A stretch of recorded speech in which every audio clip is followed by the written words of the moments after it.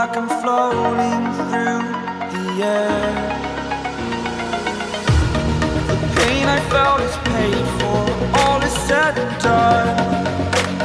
Oh, I am restricted, fixed upon the web. I need to kick the habit that my mind is breathing in. Break out, I've got to see. Spent all my life holding all of it closely. Hello guys, kita ketemu lagi. Guys, sekarang saya berada di Bandara Depati Amir, Kota Pangkal Pinang, Kepulauan Bangka, Provinsi Bangka Belitung. Kota Pangkal Pinang adalah kampung halaman saya guys. Di kota ini saya dilahirkan dan dibesarkan. Bandaranya seperti ini ya guys. Kota Pangkal Pinang adalah ibu kota Provinsi Bangka Belitung guys. Pulau Bangka dan Pulau Belitung adalah dua pulau yang terpisah ya guys. Kedua pulau ini dipisahkan oleh Selat Bangka. Nah guys, sekarang saya berada di salah satu kabupaten yang berada di Kepulauan Bangka Belitung, Kota Sungai Liat, salah satu ibu kota dari Kabupaten Bangka. Sekarang guys, kita akan berkunjung ke salah satu pusat agama Buddha yang ada di pulau ini. Tempat ini namanya Padepokan Puri Tri Agung. Puri Tri Agung terletak di jalur lintas timur Bangka, berjarak sekitar 20 km dari kota Pangkal Pinang, berada di gugusan perbukitan yang menghadap langsung ke Laut Cina Selatan.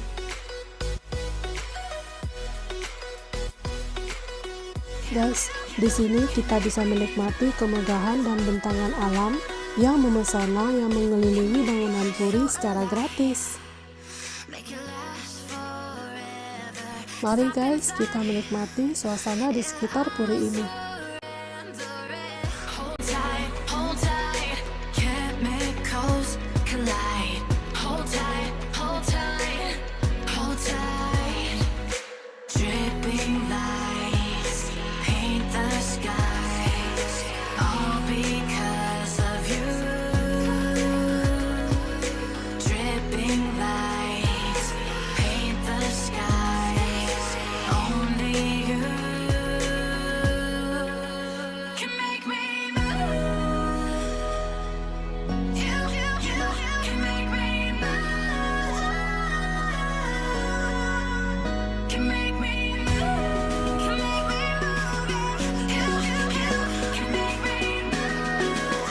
Tempat ini sangat berangin guys. Bangka Belitung selain dikenal sebagai penghasil timah nomor 1 di Indonesia, juga memiliki pantai yang indah dan kerukunan antar etnis. Guys, total pulau-pulau kecil yang berada di sekitar Kepulauan Bangka Belitung ada sekitar 470 buah loh. Dan yang berpenghuni hanya 50 pulau. Pulau-pulau ini menyajikan pantai-pantai yang sangat indah. Air laut biru kehijauan menawarkan pesona romantis dan menawan dengan tebaran batu granit yang memukau. Masyarakat Kepulauan Bangka Belitung terdiri dari multi etnis. Tetapi guys, masyarakat di kepulauan ini terkenal dengan kerukunan antar etnis. Mereka hidup berdampingan tanpa sekat dan batas.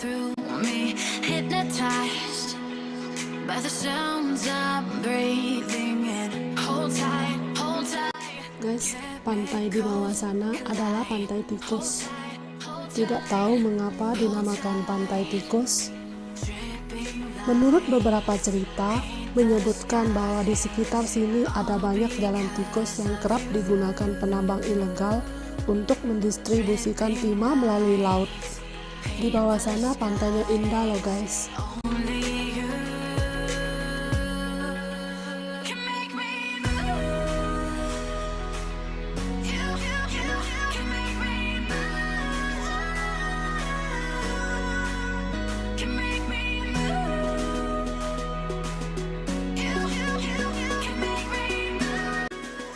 Di sini adalah tempat favorit saya untuk berfoto.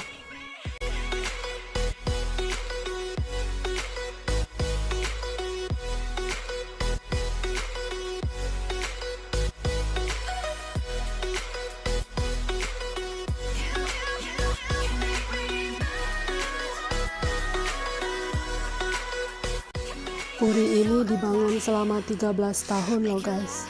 Diresmikan pada tahun 2015.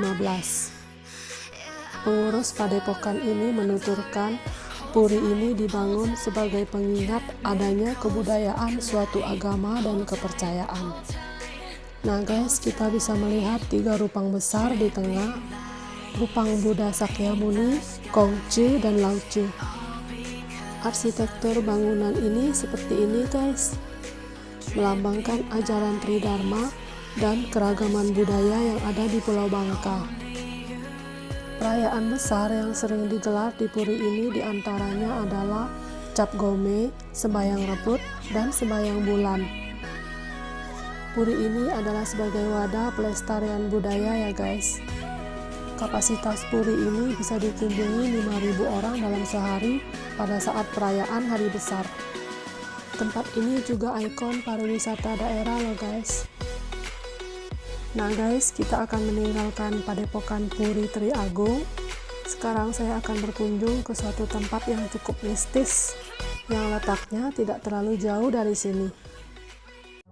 Ini dia guys, Fat Hin San. Kita naik ke atas ya guys dengan jalan kaki, karena tempat ini ditutup selama masa pandemi. Tetapi guys, saya sudah minta izin ya untuk naik ke atas. Fat Hin San artinya Bukit Fat Hin, yaitu sebuah kelenteng yang berdiri di lereng Bukit Betung, Sungai Liat, Pulau Bangka. Tempat ini merupakan salah satu objek wisata religi ya guys yang bernuansa oriental. Biasanya untuk naik ke atas bukit kita bisa menggunakan kendaraan guys. Karena tempat ini ditutup, jadi saya harus mendaki ke atas dengan jalan kaki. Butuh sekitar 5 menitan guys. Cukup melelahkan dan membuat berkeringat. Hari ini benar-benar sepi, gak ada satu orang pun. Semoga aja gak ada hewan buas yang keluar dari hutan ya guys. 5 menit terasa sangat lama guys. Untungnya hutan ini tidak menakutkan di siang hari. Entah sudah berapa banyak belokan guys. Di depan sepertinya masih juga ada belokan. Berani nggak guys kalau malam-malam naik ke bukit ini sendirian?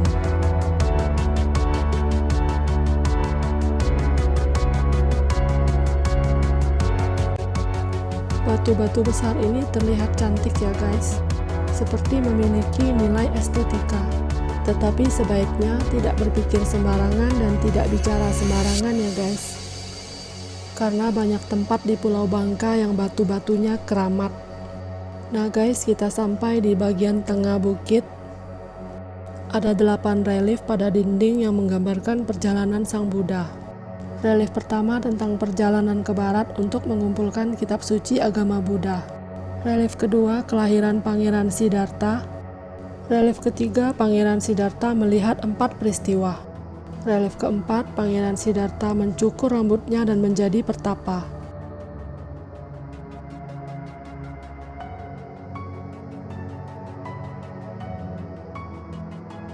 Nah guys, relief kelima, Pangeran Siddhartha mencapai penerangan sempurna atau menjadi Buddha.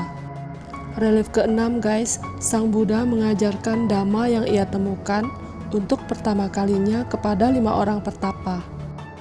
Relief ketujuh, Sang Buddha membabarkan Dhamma kepada para dewa dan manusia. Dan relief ke-8 menggambarkan saat Sang Buddha parinibbana. Relief ini sengaja dipilih karena pengunjung lebih mudah memahami cerita Sang Buddha dalam bahasa visual ya guys.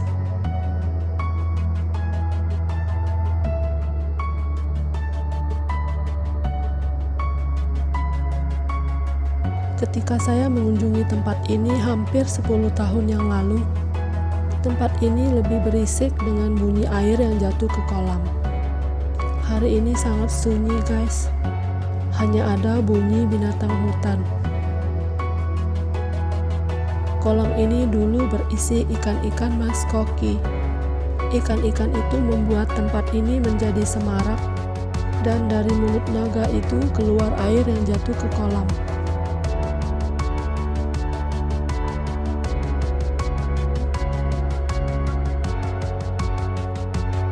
Guys, kita teruskan ke atas ya.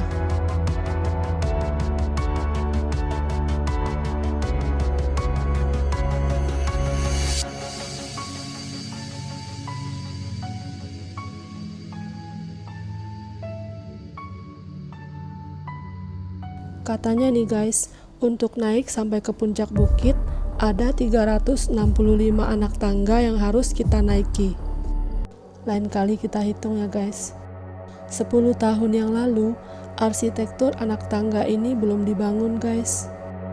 Hanya ada jalan setapak yang bisa dilewati oleh satu orang.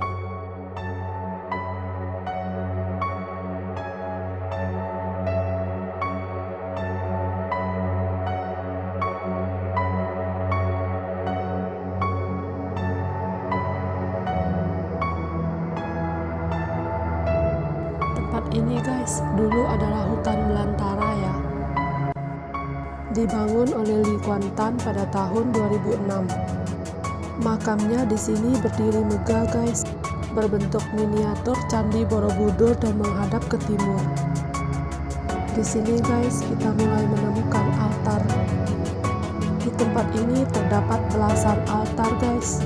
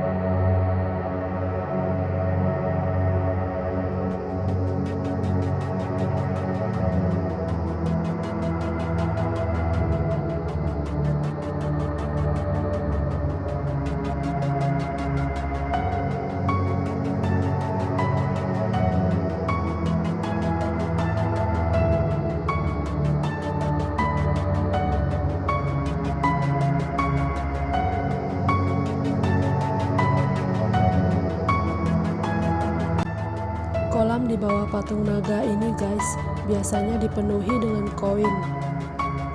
Kabarnya, harapan akan dikabulkan dengan melempar koin ke dalam kolam. 10 tahun yang lalu guys, ketika saya berkunjung ke tempat ini, suasana mistisnya sangat terasa. Di dalam goa tidak diizinkan untuk mengambil foto. Tetapi saya coba mengambil satu foto di dekat patung naga, dan hasilnya wajah saya terlihat menyeramkan. Di atas sana ada rupang dan altar Dewi Kuan Im ya guys.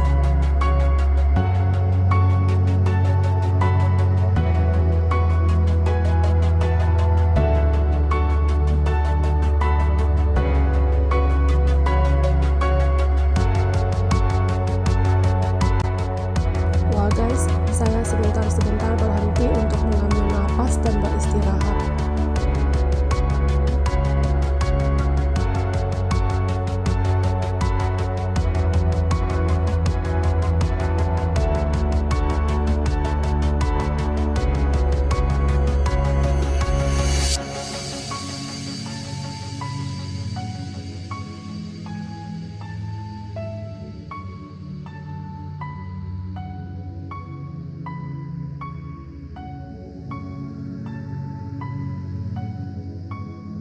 Ini dia guys, altar Dewi Kuan Im.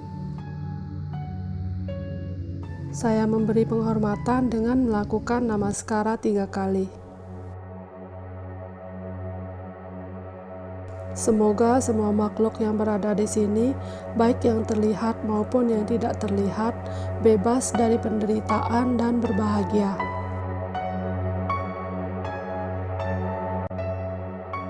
Kita lanjut ya guys, naik ke atas.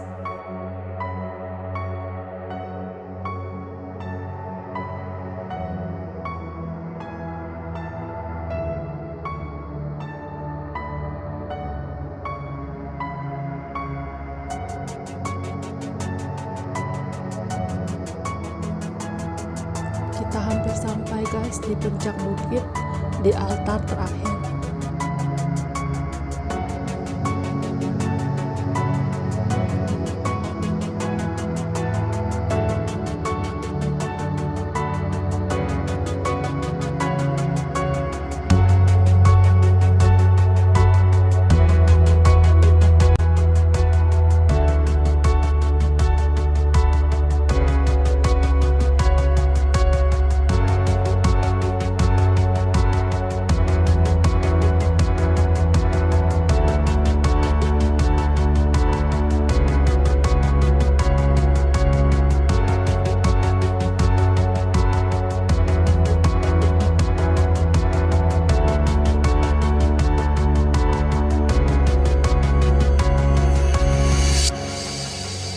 Altar terakhir adalah altar Buddha Sakyamuni ya guys. Altar ini berada di paling puncak, yang menunjukkan bahwa tujuan tertinggi umat Buddha adalah untuk bisa menjadi seorang Buddha. Yang berarti juga semua proses tumimba lahir akan berakhir. Saya memberi penghormatan kepada jasa-jasa Buddha dengan melakukan namaskara 3 kali. Semoga semua makhluk selalu dituntun ke jalan yang benar. Guys, tempat ini banyak berubah ya dari 10 tahun yang lalu.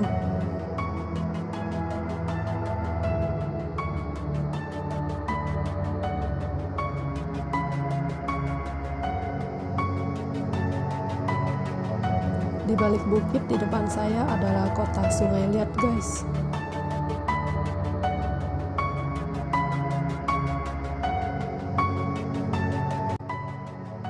Bangunan ini 10 tahun yang lalu adalah sebuah ruangan altar berbentuk mulut naga raksasa, dilengkapi dengan gigi taring dan kumis yang panjang. Sangat banyak cerita mistis yang beredar di masyarakat tentang ruangan ini. Sekarang telah dibongkar dan berubah seperti ini. Itulah tadi Bukit Fathin guys. Sekarang saya berangsur turun ke bawah. Di atas tadi di dekat goa yang banyak altarnya, saya bertemu seekor ular hijau yang sedang bergelantungan di pohon dan seekor anjing hutan besar yang kelaparan. Guys, sejak kecil saya diajarkan oleh orang tua untuk tidak berbicara sembarangan ketika kita memasuki suatu tempat. Pulau Bangka memiliki sangat banyak tempat yang mistis dan angker ya guys. Saya juga diajarkan untuk memancarkan cinta kasih dan mendoakan kebahagiaan semua makhluk di tempat itu ketika kita memasuki kawasan mereka. Dengan begitu, mereka akan menerima dan tidak mengganggu kita guys. Guys, sampai di sini dulu ya perjumpaan kita dalam video ini. Saya berharap di lain kesempatan kita bisa mengunjungi tempat yang lebih menantang. Sehat dan bahagia selalu ya guys. Dadah!